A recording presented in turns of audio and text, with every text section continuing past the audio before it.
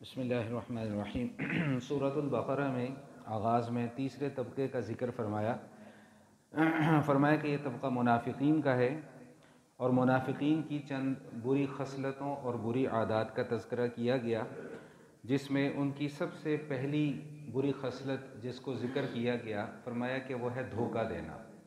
دھوکے سے مراد ایسا عمل، ایسا پوشیدہ عمل جس کی وجہ سے کسی دوسرے کو نقصان کا سامنا کرنا پڑے، اسے دھوکہ کہتے ہیں۔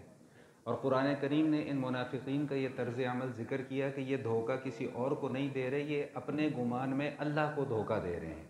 اور ان کا دھوکہ دینے کا طریقہ کیا ہے کہ وہ ظاہر یہ کرتے ہیں کہ ہم مسلمان ہیں، لیکن ان کے دل کے اندر ایمان نہیں ہے۔ دوسری ان کی جو بری خصلت ذکر کی گئی، فرمایا کہ وہ جھوٹ ہے، کہ یہ جھوٹ بولتے ہیں، دعویٰ ایمان کا کرتے ہیں، لیکن ان کے دلوں کے اندر ایمان موجود نہیں ہے۔ تیسری جو ان کی بری خصلت اور بری عادت جس کا تذکرہ سورہ بقرہ کے آغاز میں کیا گیا، وہ دین داروں کا مذاق بنانا۔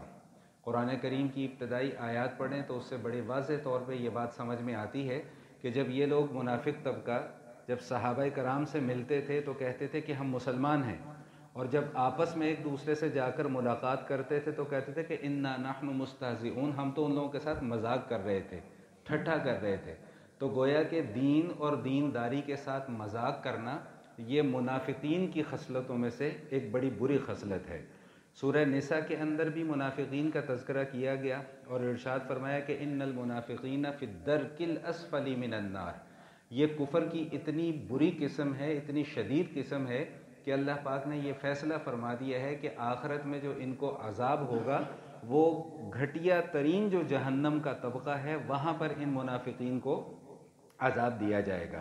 یہاں پر میں ایک بات کی وضاحت عرض کرتا چلوں۔ یاد رکھیے گا کہ نفاق یعنی منافقت جو ہے یہ دو طرح کی ہوتی ہے۔ ایک منافقت وہ ہے جس کو اعتقادی منافقت کہا جاتا ہے، اور ایک منافقت وہ ہے جس کو عملی نفاق کہا جاتا ہے۔ اعتقادی منافق ہونے کا مطلب یہ ہے کہ جس کے دل کے اندر رتی برابر بھی ایمان نہ ہو، لیکن دعویٰ ظاہری طور پر ایمان کا ہو۔ اور عملی نفاق وہ ہوتا ہے کہ دل کے اندر ایمان تو موجود ہے لیکن حرکتیں مسلمانوں والی نہیں ہیں۔ نبی کریم علیہ الصلاۃ والتسلیم نے ایسے شخص کے لیے 4 علامات ذکر فرمائی ہیں، اور ارشاد فرمایا کہ جس میں چاروں یہ علامتیں موجود ہوں یا چاروں میں سے کوئی ایک علامت موجود ہو، وہ پکا منافق ہے۔ وہ 4 علامتیں کیا ہیں؟ سب سے پہلی علامت نبی کریم علیہ الصلاۃ والتسلیم نے یہ ذکر فرمایا کہ اذا احدث کذبا، جب بھی بات کرے گا جھوٹ بولے گا، سچ کبھی نہیں بولے گا۔ منافق کی سب سے بڑی پہچان یہ ہوتی ہے کہ وہ ہمیشہ جھوٹ بولتا ہے۔ وَإِذَا وَعَدَ أَخْلَفَ، جب بھی وعدہ کسی سے کرے گا ہمیشہ وعدہ خلافی کرے گا۔ تیسری علامت نبی علیہ الصلاۃ والسلام نے یہ ذکر فرمائی کہ جب بھی اس کے پاس کسی کی کوئی امانت رکھوائی جائے گی تو اس امانت میں خیانت کرے گا۔ اب امانت کیا ہے اس کا تذکرہ انشاءاللہ آگے سورۃ النساء میں آئے گا تو وہاں پر عرض کروں گا۔ اور چوتھی علامت یہ ذکر فرمائی کہ جب بھی بات کرے گا، کسی کے ساتھ کوئی معاملہ کرے گا تو ہمیشہ جھگڑا کرے گا، جھگڑے سے بات شروع کرے گا اور جھگڑے پر جا کر بات کو ختم کرے گا۔ تو یہ سورہ بقرہ کے آغاز میں ابتدائی طور پہ یہ چند باتوں کا ذکر کیا گیا۔